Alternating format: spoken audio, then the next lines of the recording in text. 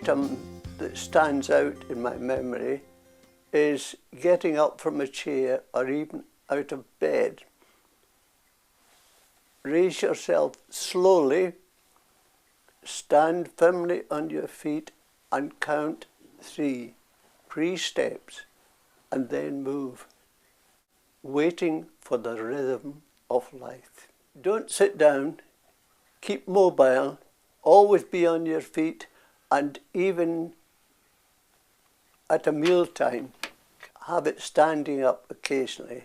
Hi, I'm Kay from Letham in Perth, and one thing that I think is important for elderly people is care of the eyes and, of course, your glasses. It's very important to go and have your eyes tested annually. This is a free service, so it shouldn't prove a problem to anybody. Always clean your glasses carefully, because dirty glasses can cause very bad falls, and it's such an easy thing to get a nice clean piece of cloth, clean your glasses very carefully and pop them on again, and I'm sure you'll be able to see a lot better. If up during the night, it's very important to put on a light. Now, you can get sensory lights for the hall and the bathroom. These are worked simply by movement. So as you pass them on the cam or any sort of movement in the hall or bathroom, a touch light by your bed is really the best thing. You can put your hand out while still in bed, touch it, and on it comes, so you can get out of bed and you're safe. Hello, I've come today to talk to you about my experiences with footwear and what I think is the best advice regarding it. What you really must have in footwear, whether it's a slipper or a shoe, is a good, sensible, comfortable grip on the foot. Ladies, don't wear slingback shoes. They're bad. You don't have any support for the back of your foot, and you'll go over on your ankle, and you may even sprain your ankle, or even worse. Peep toes are just about as bad, because your toe can touch the ground and you can trip. I've done it, so I avoid that as well. The best kind of shoe is a good, well-fitting shoe that will hold your foot steady. For instance, lacing shoes. You can loosen and tighten as your foot needs to get a bit more room, loosen them up, back to normal, tighten them again. I personally prefer Velcro. It's easy to do, works the same way. Slippers can stretch. And if they stretch, they're going to come off your foot, like mules and flip-flops. They're just the same. Bad, stretchy slippers will come off your foot. So the best thing to do if you're buying new slippers is go in and walk about with them a bit and get a nice firm slipper. It's just the virtue of the material they're made with. And another thing is the soles of slippers can catch on the floor.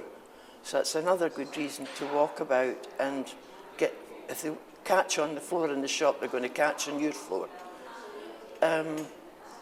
Even though you've got a favourite pair of shoes, if they're loose at all on you, please don't wear them. I had a bad accident with a pair of favourite shoes. The shoe came off, I fell, I had bruised ribs, and I fractured my elbow. So the shoes were in the bucket that very night. Right, one other thing is, if you use a cane, as I do, that is called a ferrule. That's the bottom of the cane, and it should have a tread like that. Now, if it's like that, that's lovely. If it's worn and smooth, the cane will slide on the ground, and if it slides, you'll slide. And the thing is, you could probably become a good cropper. So if your ferrule is worn, please have it replaced. It's a simple thing, and usually it doesn't cost anything. I've been handed these shoes, these slippers, which are pretty obviously done. The best place for them is the bin. The reason, there's no support in the back. They're more like a moccasin, and that's dangerous.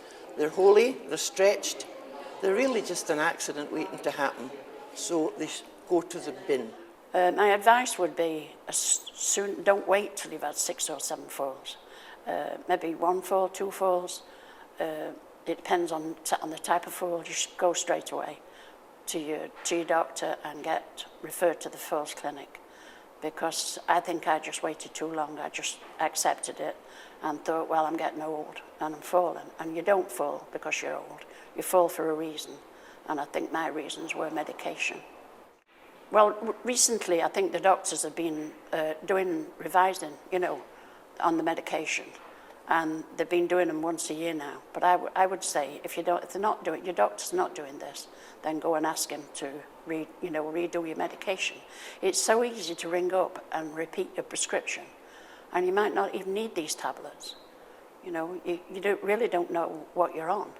And at the end of the day, it's your body, and the drugs that you put in it is your responsibility. You know, it's up to you what you put in your body. Hello, I'd like to tell you a little about why we feel exercise classes and exercising as in principle is excellent for you, for your health. We feel an exercise class, a small one, has great advantages in the fact that it's getting you out of the house, you're meeting people, you're making friends, and you're exercising and you're keeping yourself healthy at the same time. Having said that, if you're unable to get out and about and you have no transport, or you feel that you're away from a bus route and you still want to exercise, you can do it on your own. You can get up off your chair, you can even wander around the house, wander around the garden, go down for your paper instead of getting someone to bring it up for you. Get up and about as much as you possibly can. Our class itself that we run is a chair-based one, and it is based on the elderly people. Again, this is to get them mobile, get them out and about, and try and get them back on their feet again as soon as possible, gently.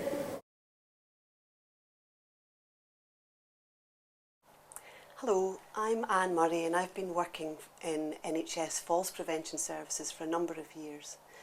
If you or someone close to you has been falling or is worried about falls, then I hope what you've just seen and heard will reassure you that you're not alone and that falls can be prevented. Now, there may or there may not be specialist falls prevention services where you live, but you will have a GP who you can speak to in the first instance. And don't worry, you won't be the first person to ask for advice and a little bit of help.